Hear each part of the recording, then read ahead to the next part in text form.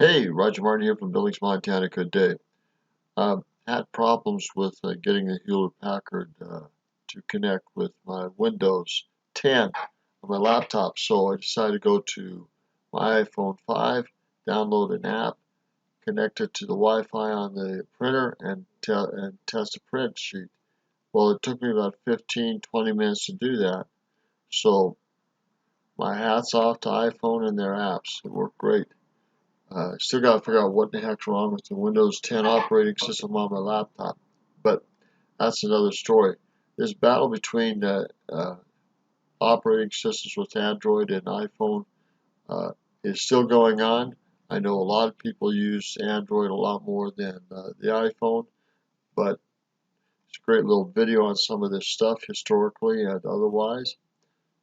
Unlike Google, Apple didn't go for sweet-sounding names and just kept counting up in numbers. So far, we have only mentioned phones, but as you know, both operating systems ran on various mobile devices. The first iPhones were praised as a spectacular device and only added to the mystique of Jobs, who for some was like a techno god. You just have Yeah, that's for sure.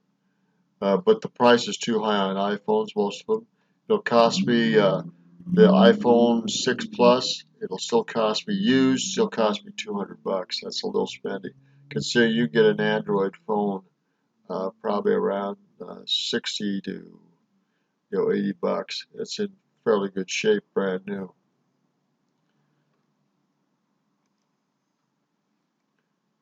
longer than any human could stay awake. That said, the third phone on the list is the iPhone 6 and the iPhone 6 Plus, and it beats any Android phone a long way. 220 million people bought that phone.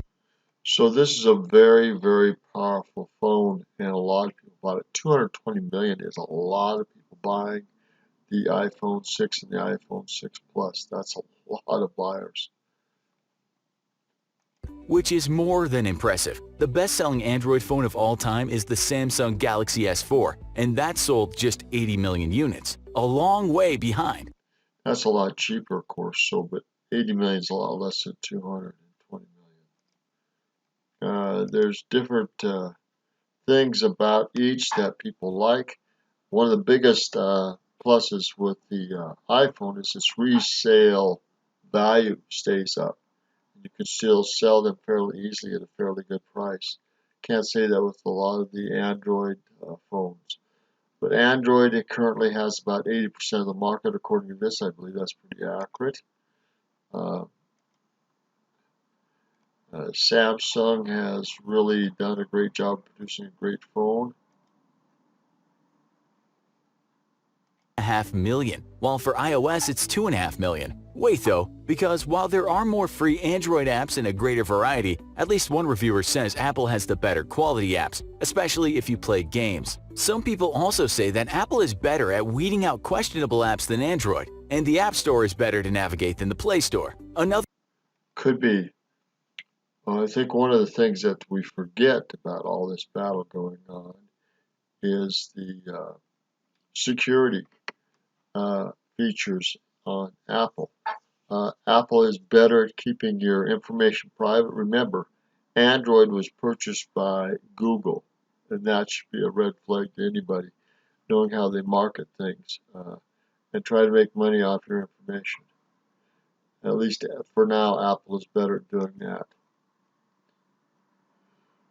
We're going to end it here. One of the big problems with iPhone and others is battery, how well it stores and is used. Samsung and some of the other Android phones have better battery systems than the iPhone, according to this article.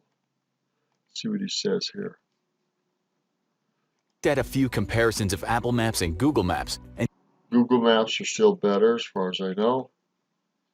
not one person said Apple Maps was better. Most reviewers did say that Apple Maps is getting better and isn't far behind, but in the end, you just have to go with Google. What concerns a lot of people too is the battery life of their device. It's a huge thing, as no one likes to see their battery run out on them when they really need that phone working. Again, it's all about the variety. The iPhone doesn't have a bad battery at all, but you can find many Android devices out there with a superior battery. The experts and the public agree on this one. It's looking like Android wins in most areas, but where Apple looks to be superior is offering updates. When it comes to adding new features, some bug fixes, and also security updates, Apple is ahead. Two other things talked about are how you can customize your phone and how easy it is to use. In terms of customizing, Android just has more options, as you'd expect when there are so many phones. But in terms of sheer simplicity, most people seem to think that Apple wins here. But what if you want to sell your phone and buy a new one? Which system holds its value better? There's only one answer to this and no one disagrees. It's the iPhone. You can still get a fairly decent amount of money for a phone 2 years old. You might also know people using iPhones even older than that, which still work very well. In the end, it seems like most people said that it's all about personal preference and there's no definitive better OS. If you prioritize volume of choice and range of customization, then you have to go for Android. But if you value design and ease of use, then you can't go wrong with an iPhone.